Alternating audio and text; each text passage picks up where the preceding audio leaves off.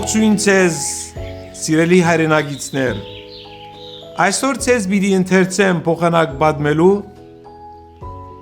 18 մայիս 2006 թվականին գրի առնված հուշմը, որը գխոսի 8 հունիս 1980 թվականի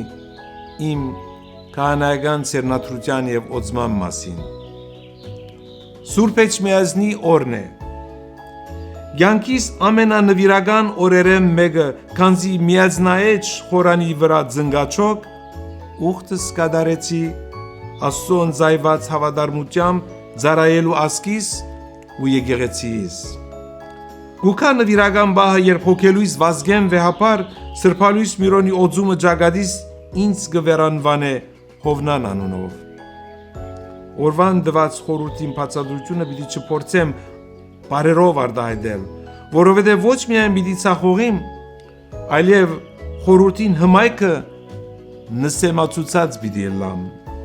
Մարդու կյանքի մեջ կծնին բահեր, որոնք մեզ կպատմեն Աստծո հետ, պատմության հետ, բայց ավելին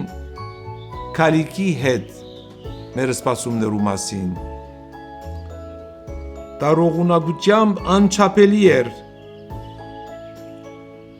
քահանայական օծումս ձերան Վազգեն վեհապարի։ Դարիներ անցած են,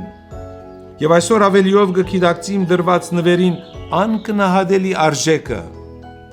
Վեհապար, երախտաբար դեմ քեզի իմ կյանքով,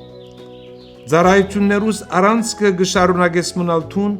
ամեն քայլափոխի։ Միշտ քեզմով հզոր պիտի շարունակեմ քայլել կյանքի այն ուղիեն, որուն ընթացքին ես հաստատ գիտեմ, որ միշտ պիտի հանդիպիմ քեզի։ Ամեն։